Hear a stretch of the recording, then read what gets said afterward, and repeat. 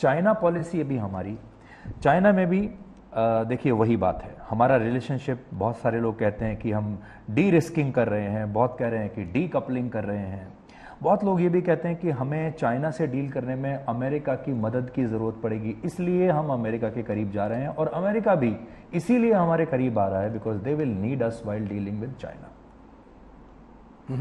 तो चाइना पे हमारी क्या पॉलिसी है? चाइना पे हमारी पॉलिसी मैं संक्षिप्त में बताता हूँ। एक तो जो बॉर्डर जो है, जब राजीव गांधी 88 में गए थे और उसके बाद जो हमारी बातचीत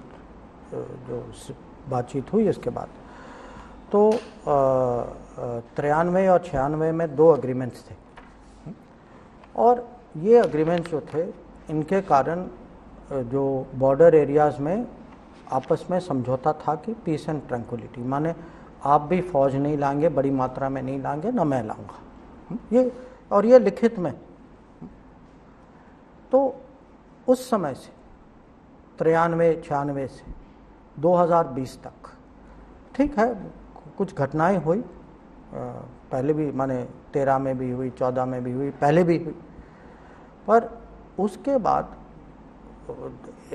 मैं कहूँगा 93 और 2020 के बीच में अगर आप ओवरऑल बॉर्डर सिचुएशन देखेंगे तो बॉर्डर सिचुएशन बहुत स्टेबल था।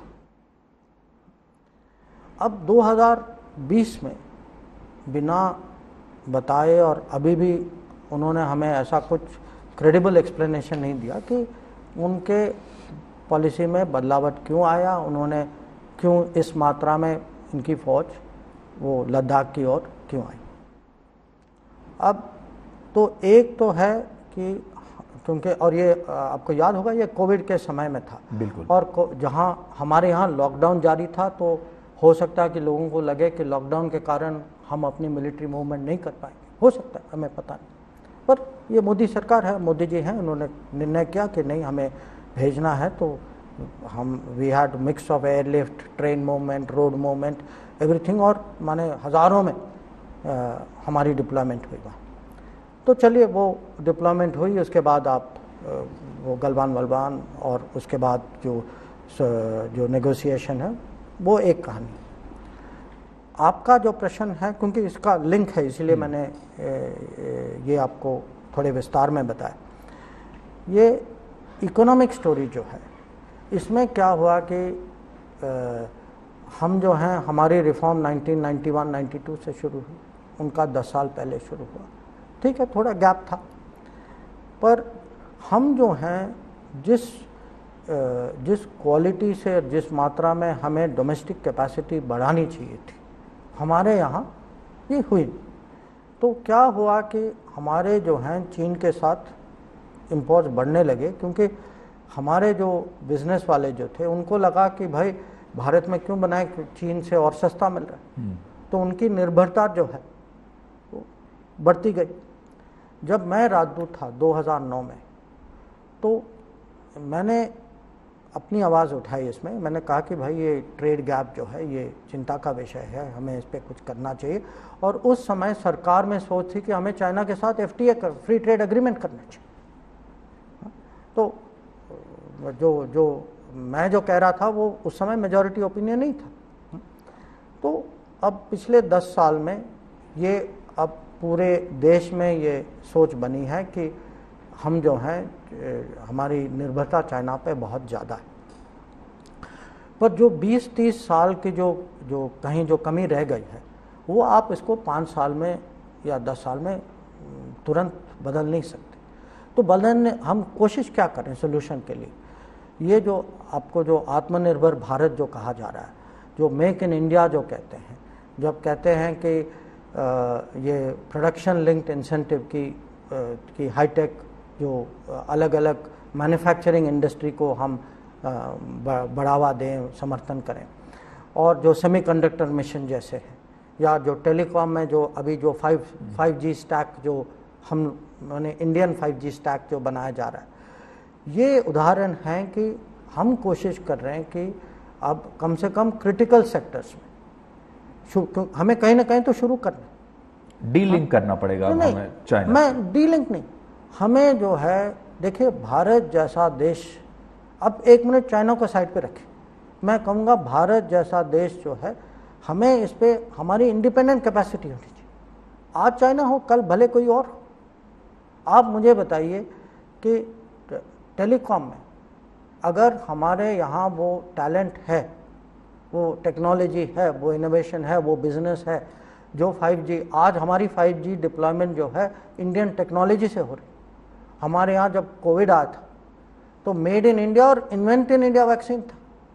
तो हम में वो क्षमता है, हमें ऐसा सरकार चाहिए, ऐसे लीडर चाहिए जो भारत की टैलेंट पे विश्वास करते हैं। पर जो आप कह रहे हैं, देखिए ये बिजनेस हुआ, व्यापार हुआ, टेक्नोलॉजी हुआ, लेकिन चीन के साथ जब हम अपनी रिलेशनशिप को डिफाइन करते हैं तो हमें बहुत बड़ी मात्रा में फौज की, यानी डिफेंस, रक्षा, ये एक बहुत बड़ा एक मुद्दा है।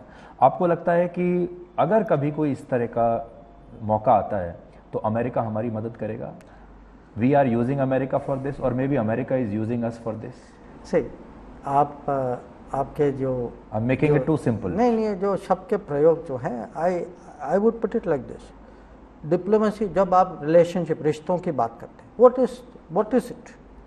इट इज दैट आपका मेरा हित कहीं मिला हुआ है या एक ही दिशा में जा रहा है। तो अब चीन जैसा देश, अब चीन, आज का चीन कैसे बढ़ा, इस लेवल तक कैसे पहुंचा?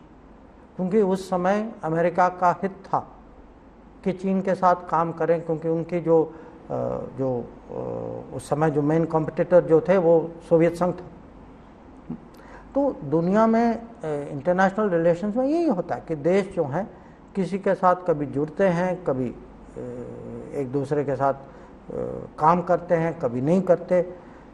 तो इसमें कोई बुराई नहीं है और ये स्वार्थ नहीं, ये किस्म से मैं कहूँगा कॉमन सेंस। तो हमें इसमें शर्माना नहीं चाहिए।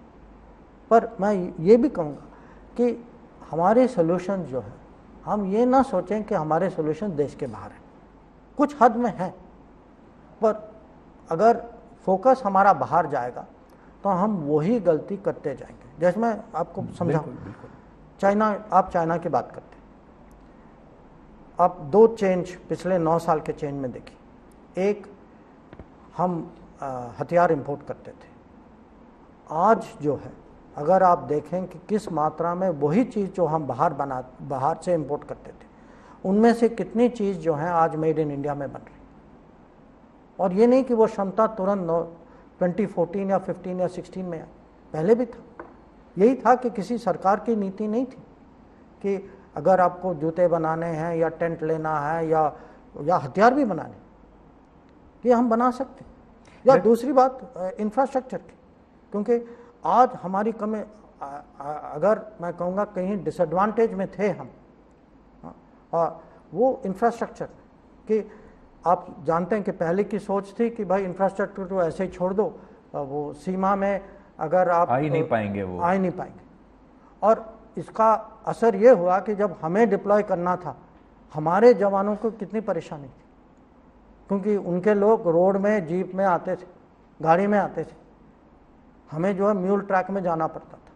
और मैं कहूँगा पिछले 9 साल में अगर आप उपलब्धियों की बात करें, बॉर्डर इंफ्रास्ट्रक्चर में जो परिवर्तन आया है, कितने रोड बने हैं, कितने ब्रिजेस बने हैं, कितनी टनलिंग हुई है, ये दुगना तिगना 4 गुना बढ़ा है।